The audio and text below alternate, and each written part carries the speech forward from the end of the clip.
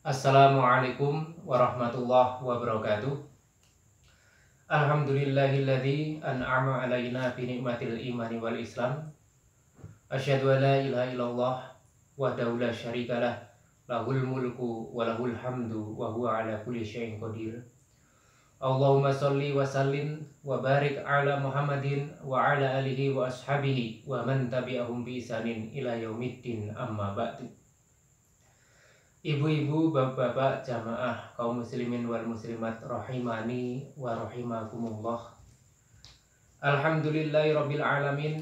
Marilah kita awali dengan mengucap syukur kehadirat Allah Subhanahu wa taala, Tuhan seru sekalian alam, atas limpahan rahmat, nikmat dan hidayahnya kepada kita semua, sehingga alhamdulillah pada kesempatan kali ini kita bisa melanjutkan kembali kajian kita. Pada pertemuan yang lalu kita sudah membahas kajian surah Al-Kautsar bagian yang ketiga. Kali ini kita akan melanjutkan kajian surah Al-Kautsar bagian yang keempat atau yang terakhir. Kita akan membahas ayat yang ketiga atau ayat terakhir, karena surah Al-Kautsar itu hanya terdiri dari 3 ayat. Pada ayat yang terakhir ini akan ada beberapa pembahasan tentang kisah yang dialami oleh Nabiullah Muhammad SAW. Namun sebelum kita mulai kajian ini, agar Allah Subhanahu wa taala senantiasa melimpahkan barokahnya kepada kita, marilah kita awali dengan membaca basmalah Bismillahirrahmanirrahim. Tidak lupa setiap perjumpaan saya selalu berdoa kepada Allah, berdoa untuk kita semua, supaya Allah Subhanahu wa taala senantiasa menghindarkan kita dari segenap tipu daya syaitan, menghindarkan kita dari segenap musibah, menghindarkan kita dari segenap mara bahaya apapun. Terutama dalam situasi saat ini, kita berdoa, saya doakan kepada bapak-bapak sekalian, saudara-saudaraku dimanapun Anda berada, mudah-mudahan Allah Subhanahu wa taala senantiasa menghindarkan, melindungi bapak-bapak, ibu-ibu, saudara-saudara sekalian dari wabah virus corona. Dan mari kita berdoa, kita mohon kepada Allah, mudah-mudahan Allah Subhanahu wa taala segera mengangkat atau menghilangkan wabah virus corona ini, sehingga bulan Ramadan kita bisa menyambut Ramadan dengan penuh sukacita. Kita bisa menyelenggarakan sholat tarawih, kita bisa menyelenggarakan sholat Id tanpa ada gangguan wabah atau pandemi corona ini. Dan saya juga mengajak, mari kita berdoa bersama-sama, mendoakan kepada saudara-saudara kita semua yang sudah mendahului kita karena pandemi ini. Mudah-mudahan mereka diampuni segala dosa-dosanya, diterima segala amalnya, terutama para dokter yang sudah mendahului kita juga ya, karena pandemi ini. Mudah-mudahan jasa-jasa beliau yang luar biasa, karena beliau-beliau ini adalah pahlawan yang terjun di garda depan dalam penyelamatan bangsa ini dari wabah corona. Mudah-mudahan mereka yang sudah mendahului kita ditempatkan oleh Allah Subhanahu wa taala pada tempat yang terbaik di sisinya. Bapak Ibu sekalian, rahimani wa rahimakumullah. Marilah kita lanjutkan kajian kita. Sebelumnya akan kita bacakan A'udzubillahi minasyaitonirrajim. Inna syani'aka huwal abtar. Apa artinya? Inna syani'aka, sesungguhnya orang yang membencimu. Inna mubghiduka, berasal dari kata ghodoba. Ghodob itu adalah suatu kemarahan, membenci, memusuhi. Inna mubghiduka, sesungguhnya orang yang membencimu, memusuhimu, ya Muhammad, wahai Muhammad, wa mubghidu ma ji'ta, dan orang yang membenci apa-apa yang engkau bawa. Apa-apa yang engkau bawa. Apa yang dibawa oleh Rasulullah Muhammad? Minal huda, yaitu al-huda atau petunjuk, wal haq dan al-haq atau kebenaran, wal burhan dan bukti, ya, bukti, wal burhan dan bukti, as-sati' yang jelas, wan nur dan cahaya, al-mubin yang terang. Jadi apa-apa yang dibawa oleh Rasulullah Muhammad SAW yang kemudian ini disebut sebagai risalah kenabian Muhammad SAW, yang mana risalah kenabian yang dibawa oleh Rasulullah Muhammad SAW ini adalah nikmat yang paling agung yang diberikan oleh Allah kepada kita semua. Ini dibenci oleh mereka. Maka kemudian di sini disebut syani'aka, orang yang membencimu, atau mubghiduka wa mubghidu ma ji'ta, orang yang membencimu wahai Muhammad dan membenci apa yang engkau bawa. Nah, ini makna dari syani'aka. Huwal abtar, merekalah atau dialah al-abtar yang terputus, ya, yang terputus. Mengapa kok sampai ada firman Allah ini? Apa asbabun nuzul dari ayat ini? Jadi asbabun nuzul itu adalah suatu peristiwa.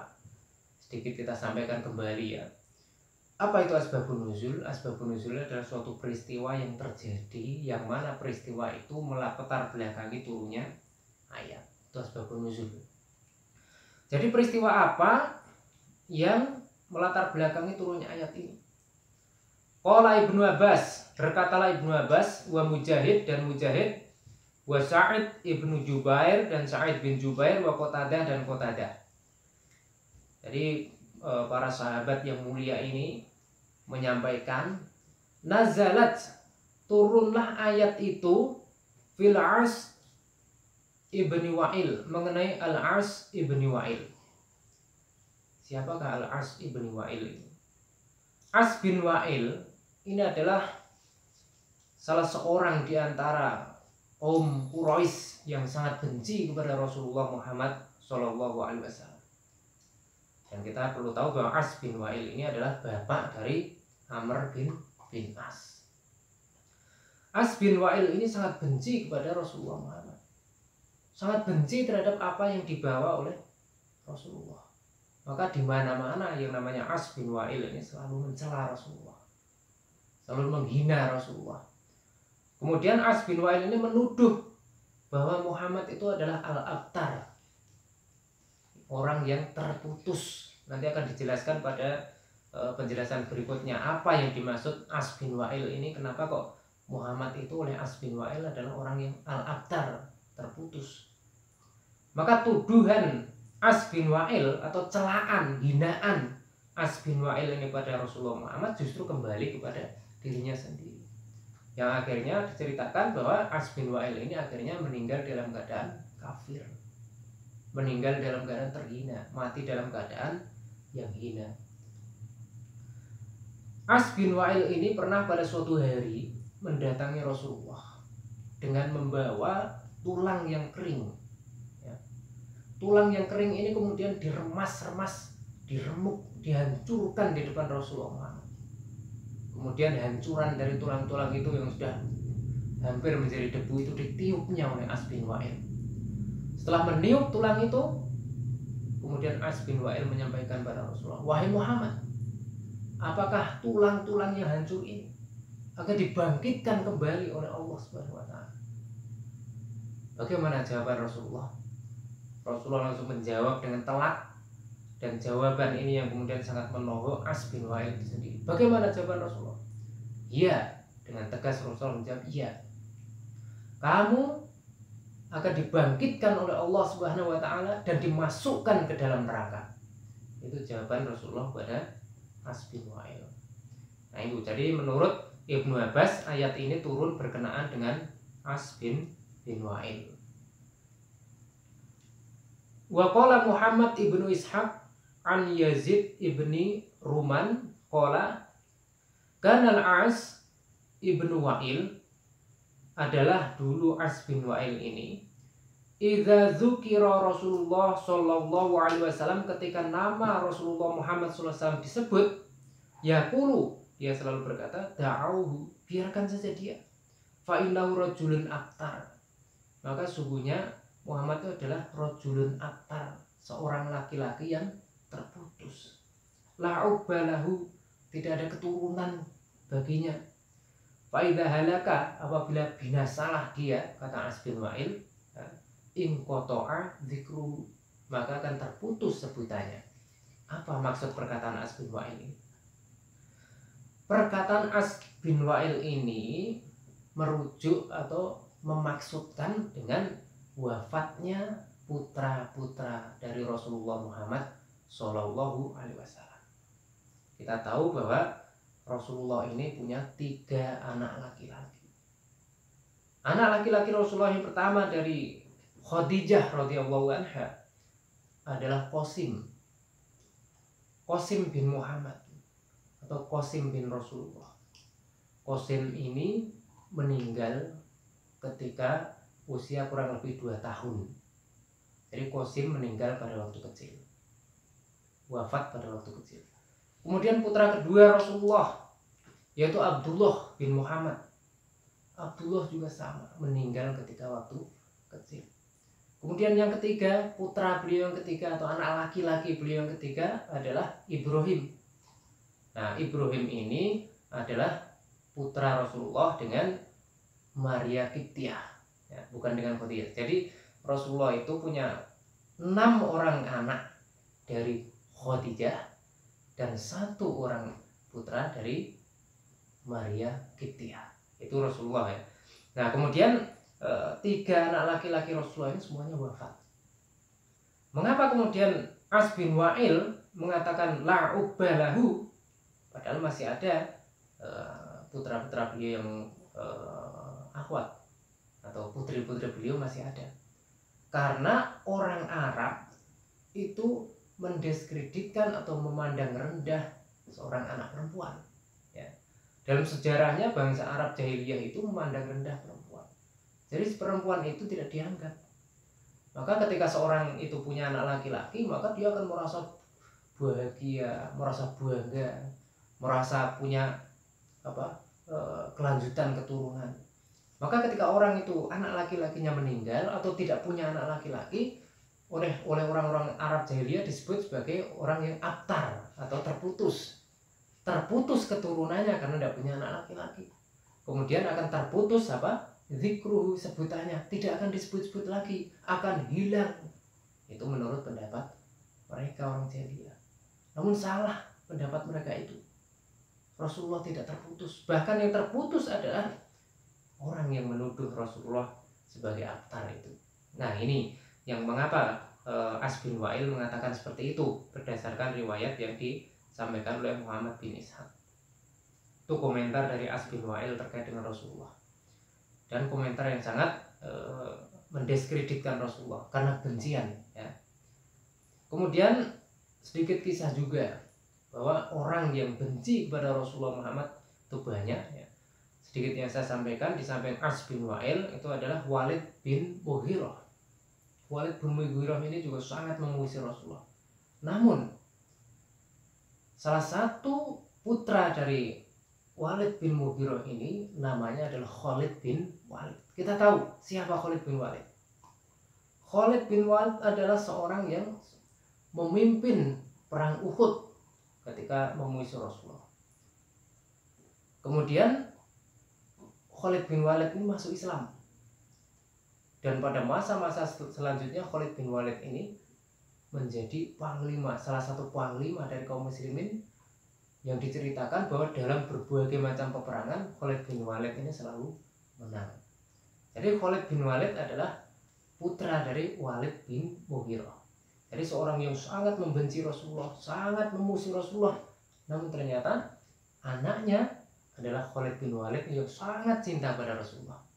Maka pernah pada suatu hari ketika Rasulullah itu dilempari batu oleh penduduk Taif, ketika Rasulullah benar-benar dimusuhi habis-habisan, dilempari batu sampai berdarah-darah, sampai malaikat menghampiri Rasulullah dan mengatakan akan kubenturkan 2 buah gunung untuk membinasakan mereka. Rasulullah mengatakan jangan, karena bisa jadi nanti dari tulang sulbi mereka akan lahir anak-anak yang akan menyembah Allah Subhanahu wa taala. Jadi Rasulullah ini masih mendoakan. Jadi ketika ada orang yang memusuhinya, membencinya dengan kebencian yang luar biasa, tidak terus kemudian Rasulullah membalas dengan balasan yang menyakitkan, tidak. Bahkan Rasulullah malah mendoakan mereka. Orang yang sudah jelas-jelas melempari batu, Rasulullah menghina, Rasulullah mengecek, Rasulullah memusuhi, Rasulullah masih didoakan. Kalau memang mereka tidak bisa beriman, kalau memang mereka tidak akan menerima risalah kenabian ini, siapa tahu anak cucunya, kalau tidak anaknya mungkin cucunya yang akan masuk Islam. Nah, itulah kemudian yang bisa kita teladani dari sikap Rasulullah, bahwa Rasulullah tidak akan pernah membenci orang.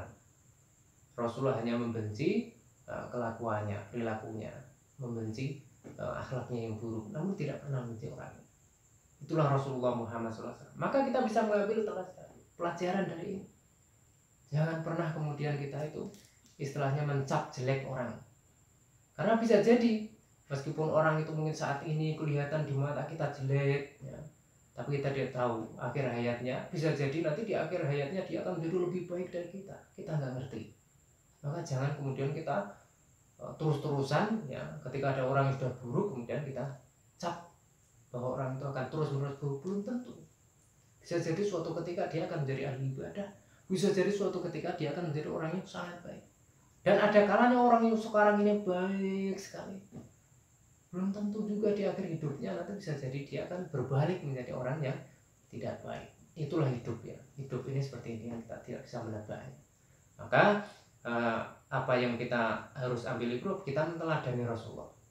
Meskipun Rasulullah dimusuhi secara gencar oleh orang-orang misalnya As, dan kemudian ada juga Walid bin Mughirah, As bin Wa'il, Walid bin Mughirah, dan pada buahnya lagi ada Abu Jahal, kemudian ada Abu Lahab, memusuhi Rasulullah dengan permusuhan luar biasa. Namun Rasulullah tidak lantas kemudian memusuhi mereka dengan permusuhan yang luar biasa.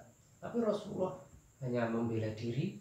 Kemudian ketika memang sudah waktunya berperang, Rasulullah itu berperang bukan karena membenci orang, tapi Rasulullah berperang karena menyelamatkan agama Allah. Rasulullah berperang karena membela agama Allah. Rasulullah berperang karena meninggikan kalimat Allah.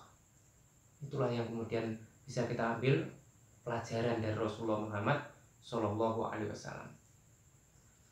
Kemudian berikutnya waqala Ibnu Abbas Aidon, Ibnu Abbas berkata, wa Ikrimah dan Ikrimah, nazalat turunlah ayat itu fi Ka'b bin Ashraf. Di ayat itu turun mengenai Ka'ab bin Ashraf. Wa jama'atun, ya, wa jama'atin minal kufar, dan kelompok-kelompok dari orang kafir Quraisy. Wa jama'ah min kuffari Quraisy.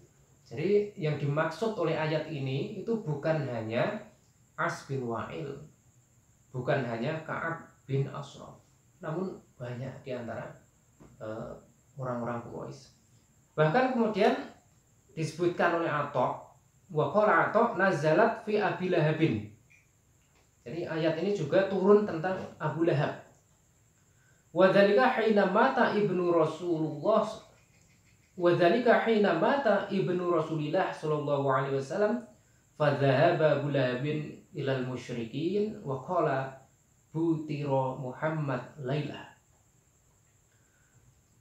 Tatkala wafatlah putra Rasulullah Muhammad Shallallahu Alaihi Wasallam, fadzahaba lalu pergilah Abu Lahab ilal musyrikin kepada orang-orang musyrik.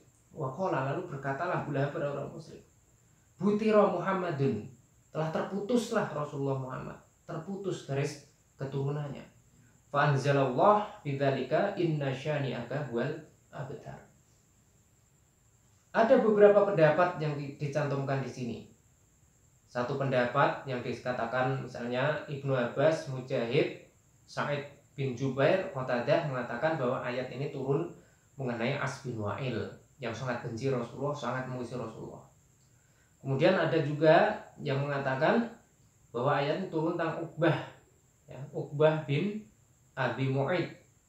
Kemudian ada juga sahabat yang berpendapat bahwa ayat ini turun tentang Ashraf.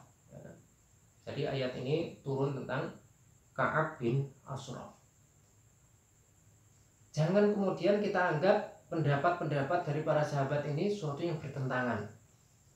Meskipun apa yang mereka katakan ini berbeda mengenai peristiwa yang melatar belakangi turunnya ayat ini, bukan berarti kemudian pendapat mereka berbeda-beda, berarti bertentangan, bukan begitu. Kita bisa mengambil kompromi dari apa yang mereka katakan. Bagaimana komprominya? Itu artinya pada waktu itu orang-orang yang membenci Rasulullah, orang-orang yang mengatakan bahwa Rasulullah itu abtar atau terputus, itu bukan hanya satu orang. Satu orang menceritakan si A, orang yang lain menceritakan si B, yang lain lagi menceritakan si C. Bukan berarti kemudian kata-kata mereka itu bertentangan, bukan. Ketika kita kompromikan, kita lakukan check and recheck, ternyata memang ternyata orang-orang itu semuanya mengatakan begitu.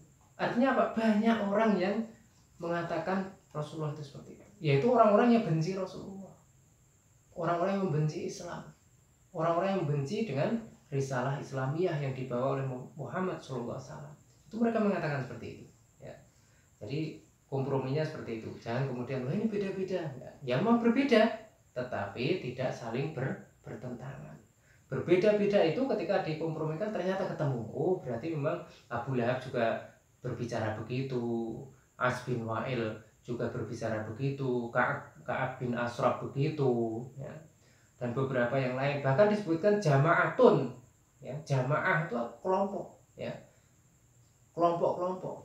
Dari siapa? Dari suku Quraisy, dari orang-orang Quraisy yang memusuhi Rasulullah itu semuanya mengatakan seperti itu. Nah, kemudian apa yang maksud inna syani'aka huwal abtar? Sesungguhnya yang terputus itu adalah mereka-mereka yang membenci itu, bukan Muhammad yang terputus. Muhammad tidak terputus, Rasulullah tidak terputus. Karena yang mereka tuduhkan itu terputus itu apa? Terputus sebutannya. Tidak ada pewarisnya, tidak ada yang melanjutkan keturunannya, yang laki-laki maksud mereka. Kemudian nama besarnya itu akan hilang. Jadi yang dimaksud oleh orang-orang Arab jahiliyah itu begitu. Begitu seorang itu tidak punya anak laki-laki, ya, atau anak laki-lakinya itu meninggal dunia, mereka punya pendapat, punya stigma bahwa orang ini akan terputus. Terputus apanya? Terputus sebutannya, tidak akan sejarahnya hilang, gitu. Jadi ketika orang itu nggak punya anak laki-laki atau anak laki-laki meninggal, itu menurut mereka sejarahnya hilang. Jadi Rasulullah Muhammad juga disimpulkan begitu, sebutannya akan hilang. Maka ingkoto'a zikruhu yang dikatakan oleh As bin Wa'il akan hilang, akan terputus sebutannya. Tapi kemudian Allah membantah, tidak, yang terputus itu mereka. Rasulullah tidak terputus. Apa buktinya? Kita lihat bahwa innallaha wa malaikatahu yusholluna 'alan nabi. Ya ayyuhalladzina amanu shollu 'alaihi wa sallimu taslima. Allah, para malaikat bersolawat kepada Nabi Muhammad. Hai orang-orang yang beriman, bersolawatlah kalian kepada Muhammad dan berikan penghormatan yang sempurna. Artinya apa? Kita lihat sekarang banyak sekali, ya, orang-orang yang bersolawat pada Rasulullah. Setiap hari, setiap saat kita bersolawat, kita menyebut asma Rasulullah. Maka nama Rasulullah, nama besar Rasulullah tidak pernah terputus sampai akhir hayat, sampai akhir zaman. Bahkan nanti di hari kiamat nanti, ya, di padang mahsyar, ketika umat manusia di dalam kebingungan, maka pada saat itu Rasulullah Muhammad SAW diizinkan oleh Allah Subhanahu wa Ta'ala memberikan syafaat. Ini bukti bahwa Rasulullah tidak pernah terputus namanya. Semuanya menyebut-nyebut Allah, para malaikatnya, seluruh kaum muslimin bersolawat kepada Nabi Muhammad. Setiap hari nama Rasulullah disebut, mulai dari zaman Nabi Muhammad itu sendiri, zaman sahabat, zaman tabi'in, zaman tabi'ut tabi'in, kemudian zaman-zaman berikutnya sampai hari ini, sampai detik ini, kita lihat betapa banyak orang-orang yang senantiasa bersolawat pada Nabi. Dan orang yang banyak bersolawat pada Rasulullah Muhammad SAW akan mendapatkan pahala yang besar, akan mendapatkan syafaat dari Rasulullah Muhammad Shallallahu Alaihi Wasallam. Nah, jadi itu ya yang harus kita lihat dari apa yang disampaikan dalam ayat ini. Kemudian disebutkan ya, waqala Ikrimah, berkatalah Ikrimah, al-abtar artinya adalah al-fardu. Menurut Ikrimah, al-abtar itu adalah al-fardu. Apa itu al-fardu? Sebatang kara. Jadi orang itu ketika sudah kehilangan ya, anak laki-laki, itu dianggap sebatang kara. Siapa nanti akan yang mengurusnya dia ketika tua? Anak perempuan misalnya dalam persepsi mereka sudah di bawah suaminya. Ketika anak laki-lakinya nggak ada, siapa yang mau mengurus dia? Nah itu artinya sebatang kara. Waqala Sudi, kemudian As-Sudi berkata, kanu idza mata dzukurur rajuli qalu butira. Falamma mata abna'u Rasulillah sallallahu alaihi wasallam qalu butira Muhammadun. Fa anzalallah inna syani'aka huwal abtar. Kemudian kanu adalah idza mata jika meninggallah ya, zukurur rajuli ya, jadi anak-anak laki-laki. Qalu mereka mengatakan butiro, terputus. Falamma mata, maka tatkala wafatlah abna'u Rasulillah, putra-putra Rasulullah atau anak-anak laki dari Rasulullah. Qalu mereka orang-orang kafir, orang-orang jahiliyah, orang-orang musyrik mengatakan butiro Muhammadun, terputuslah Muhammad. Fanzalallah, lalu Allah menyampaikan, memfirmankan, inna syani'aka huwal abtar, sesungguhnya orang yang membencimu yang akan terputus. Firman Allah ini ya, adalah membesarkan hati Rasulullah Muhammad SAW, menghibur Rasulullah Muhammad SAW, supaya Rasulullah ya, di samping Rasulullah itu adalah manusia yang utama, penutup para nabi, tuan di antara para nabi, sehingga sayyidul mursalin ya. Namun terlepas dari itu semua, Rasulullah juga manusia, basyarun mislukum, manusia seperti kalian, yang juga punya perasaan, yang juga punya hati, yang juga bisa merasakan mungkin sedih juga sebagaimana kita bersedih. Maka di sini Allah yang mengetahui ya sifat-sifat kemanusiaan dari Rasulullah itu, Allah menghibur. Bukan engkau wahai Muhammad yang terputus, melainkan mereka. Bukan engkau, tapi mereka. Kemudian selanjutnya wahada yarji'u ila ma qulna min annal abtar alladhi idza mata inqata'a dzikruhu fatawahhamu li juhlihim annahu idza mata banuhu yang qati'u dzikruhu. Ya, jadi di sini persepsi orang-orang musyrik, persepsi orang-orang Arab jahiliyah ya. Idza mata, apabila wafatlah atau meninggallah seorang anak laki-laki, inqata'a dzikruhu. Jadi terputus sebutannya itu. Fatawahamu, maka mereka menyangka, mereka mengira lijuhlihim, karena kebodohan mereka ya, jadi karena kebodohan orang-orang Quraisy, orang-orang kafir, orang-orang jahiliyah, orang-orang musyrik itu, sehingga mereka menyangka ya, bahwa ketika anak laki-laki meninggal maka terputus. Maaf.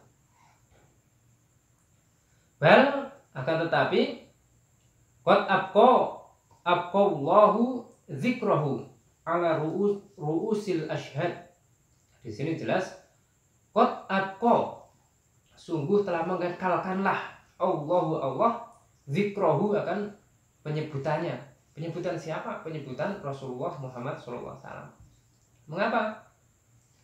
Buktinya semua kaum muslimin bersolawat kepadanya.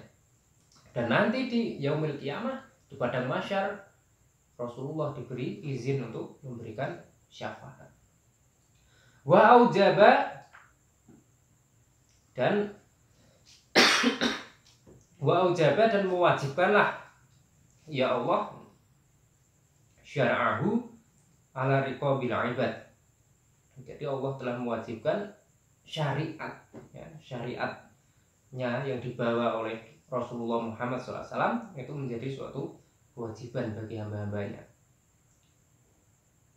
Mustamiron, mustamir, terus menerus ya. Jadi syariat Nabi Muhammad ini ya terus menerus. Syariat Allah yang dibawa oleh Rasulullah Muhammad SAW ini mustamir, terus menerus, tidak terputus.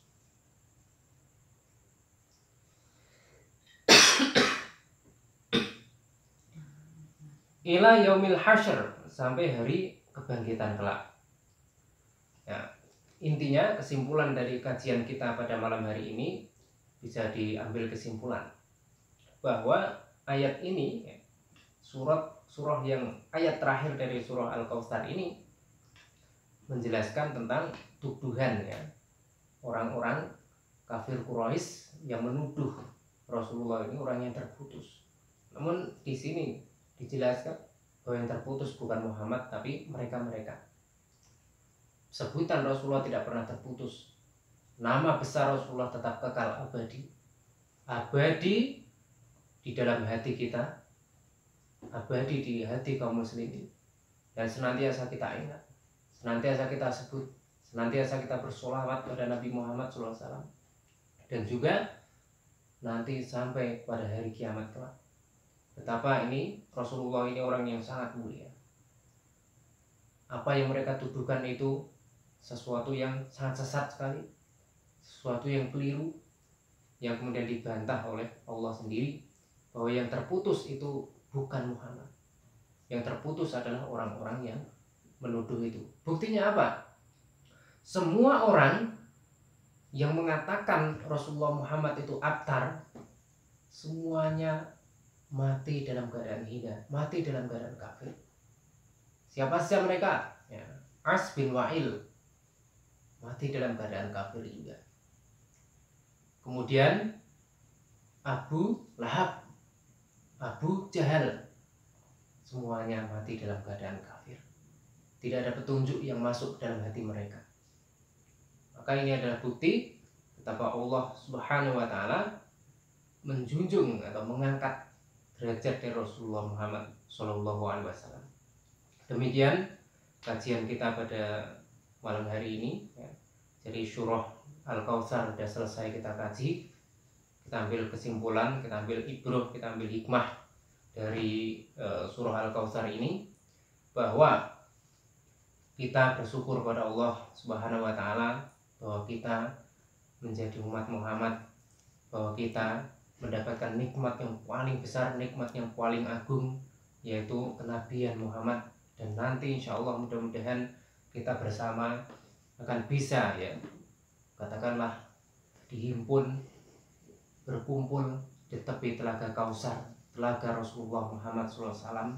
Mudah-mudahan kita termasuk orang-orang yang demikian. Maka saya mengajak khususnya pada diri saya sendiri, juga kepada jamaah sekalian, bapak-bapak, ibu-ibu, saudara-saudaraku dimanapun Anda berada, mari kita senantiasa mencintai Rasulullah. Kita mencintai Allah Subhanahu wa taala di atas segala-galanya, mencintai Rasulullah.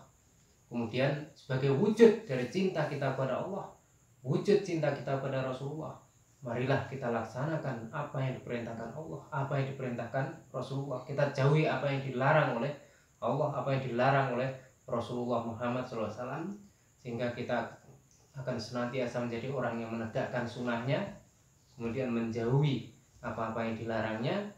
Dan mudah-mudahan kita semua nanti akan dimatikan dalam keadaan muslim, dalam keadaan husnul khotimah. Insyaallah kita lanjutkan pada kesempatan yang akan datang. Kita akan bahas ayat yang lain. Mudah-mudahan sedikit yang kami sampaikan ini bermanfaat. Kalau ada benarnya itu dari Allah, kalau ada kelirunya itu dari saya sendiri. Demikian yang bisa saya sampaikan. Nun wal qalam yawma yasturun fastabiqul khairat. Wassalamualaikum warahmatullahi wabarakatuh.